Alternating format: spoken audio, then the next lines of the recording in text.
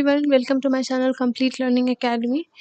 Most 30 most important topic for NEET 2027 का ये lecture 1 है, जिसमें हम major cause of biodiversity loss को कवर करेंगे, इसके PYQs और इसकी सारी डिटेल। ठीक है, इस टॉपिक से 2 क्वेश्चन आया है नीट 2026 में, और ये जो कंप्लीट है इकोलॉजी यूनिट, इससे लास्ट 10 ईयर में 100+ क्वेश्चन आए।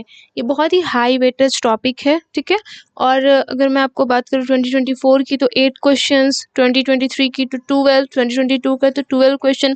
मतलब इसी तरह से सीरीज है क्वेश्चंस का, इतने सारे क्वेश्चंस आते हैं इस टॉपिक इकोलॉजी से, और इसमें मोस्ट इम्पॉर्टेंट टॉपिक है major cause of biodiversity loss. So let's start. Major cause of the biodiversity loss को हम लोग इवल क्वार्टेट भी कहते हैं। ठीक है, इसका सबसे पहला है habitat loss and fragmentation. Habitat loss and fragmentation most important cause of biodiversity loss है। ठीक है, इसका मीनिंग होता है डिस्ट्रक्शन और conversion of natural habitat. Why it is most important cause?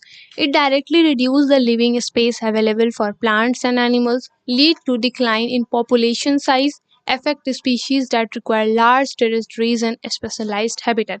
ठीक है, ये जो भी जंगल है या फिर अगर हम लोग उसे काटेंगे तो बहुत सारा हैबिटेट, बहुत सारे जानवर जो होंगे और बहुत सारे बर्ड्स, जितना भी नेचर में एनिमल्स और बर्ड्स सारे प्रेजेंट है, उनका हैबिटेट डिस्ट्रक्ट होगा, वो सारा बर्बाद हो जाएगा। ठीक है, इसका रीज़न ये है expansion of agriculture, urbanisation, industrialisation, construction of road, dams and reservoirs, deforestation, mining and Kwaring.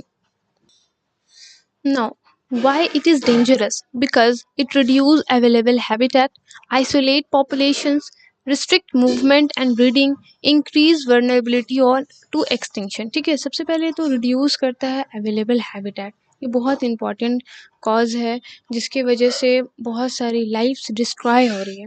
NCERT concept ये है, when a large habitat are destroyed, species that require large territories and specialized habitats are particularly affected।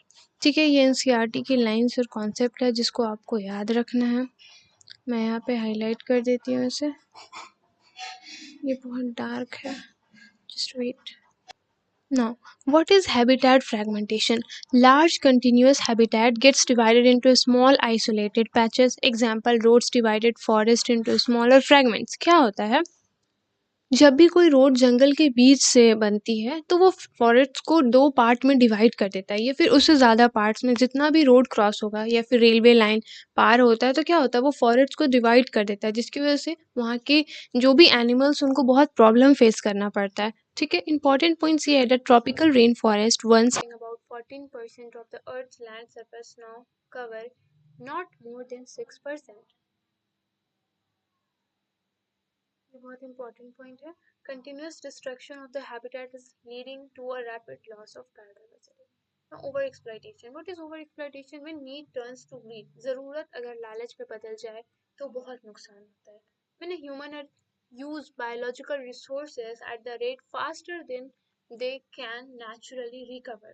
Example, excessive hunting, overfishing, collection of medicinal plant, excessive logging। NCERT point ये है that instead sea cow become extinct due to over exploitation and important another important example is passenger pigeon which become extinct due to excessive hunting। ठीक है, ये जो है ना, Steller sea cows and passenger pigeon, ये सारी जो points है आपको बहुत अच्छी तरह से याद रखना है, बिकॉज इसी से क्वेश्चंस आते हैं। ये डायरेक्ट पॉइंट्स लिखा रहेगा आपको और आपको आंसर देना होगा। ठीक है, ये NCERT की डायरेक्ट पॉइंट है जो कि आपको दिख रहे हैं। अनदर इंपॉर्टेंट एग्जांपल ये पैसेंजर पिजन है ना, ये आपको याद रखना है, extinct because of over exploitation. Concept ये है दैट एक्सप्लॉइटेशन अगर बढ़ेगा तो पॉपुलेशन ऑटोमेटिक डिक्रीज होगी, पॉपुलेशन डिक्रीज होगी, reproduction become difficult and extinction risk increase हो जाएगा। Now alien species invasion. What is this? An alien species is a species introduced in an area where it is not naturally present। Alien species वैसे species को बोलते हैं जो कि एक ऐसे एरिया में इंट्रोड्यूस किया जाए जहाँ पे वो पहले नहीं था, मतलब वो बिल्कुल न्यू स्पीशीज हो, उसका कोई भी प्रेडेटर प्रेजेंट नहीं होता है। ठीक है, बिकॉज उसका प्रेडेटर नहीं है तो उसका जो ग्रोथ है बहुत फास्ट होगा, समटाइम्स इतना ज़्यादा हो जाता है कि वहाँ की जो नेटिव स्पीशीज है उनको नुकसान हो। Some alien species become invasive and threaten to native species. Important point that ये है कि Nile perch introduced into a Lake Victoria leads to extinction of more than 200 species of fish in the lake.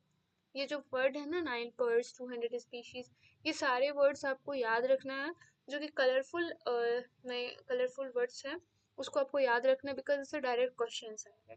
और इसका कुछ example यहाँ है, that invasive species lantana, parthenium, कॉर्निया, African catfish है। जिससे क्या हो रहा है उसका इंपॉर्टेंट पॉइंट ये है that native species parthenium invasive weed है, इकॉर्निया रैपिडली स्प्रेड करता है वाटर में, अफ्रीकन कैटफिश थ्रेट पहुंचाता है नेटिव फिश को।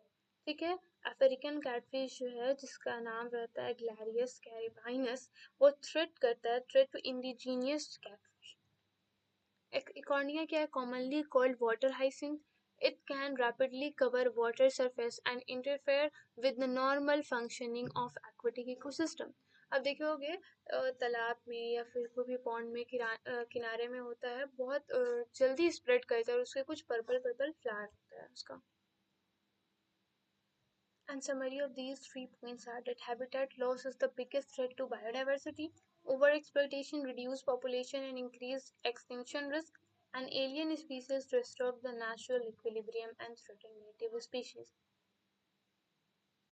When a species becomes extinct, the other species associated with it an obligatory way also become extinct, is called co-extinction।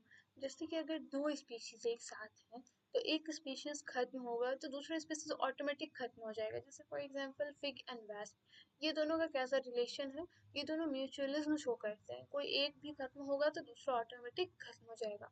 Cause or extinction of a host species, pollinator, seed disperser, or any other closely associated species. Key points: it occurs due to the close interdependence between species. One species cannot survive without the other. The extinction of one leads to the extinction of its dependent partner. It reduces biodiversity and disturbs ecosystem balance.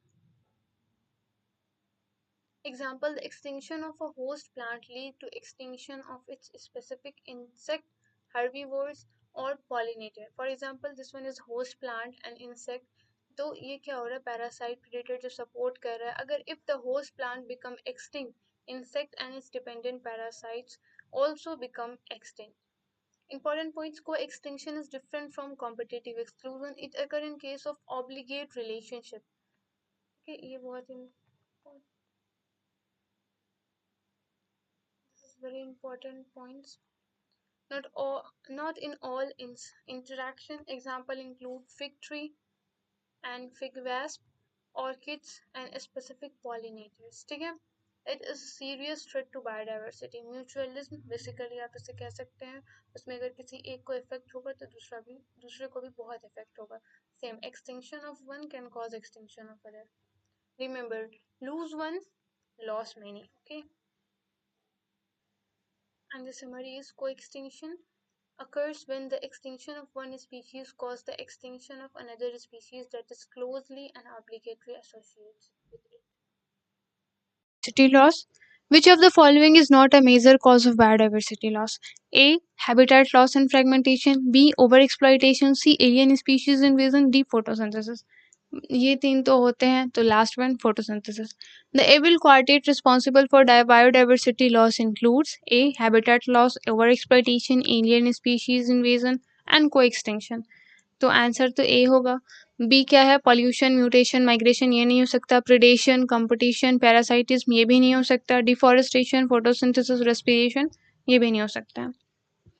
The most important cause of extinction of animal and plant is overexploitation, habitat loss and fragmentation, alien species invasion and co-extinction।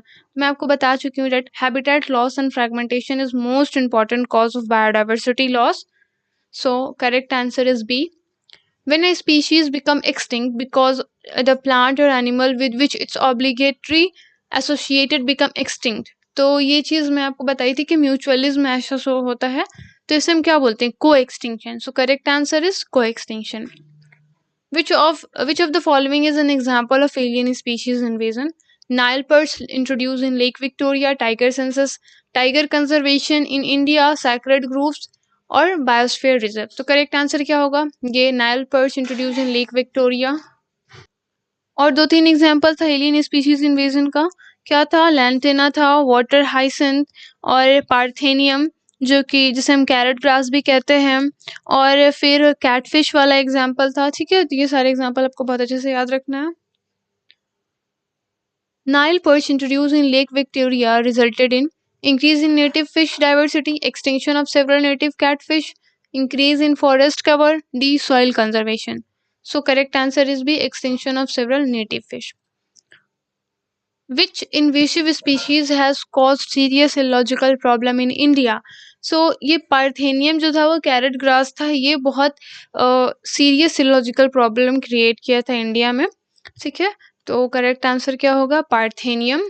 और ये जो है ये Maggi फिरंडिका और राइजस सतीवा, ये सब answer नहीं होगा।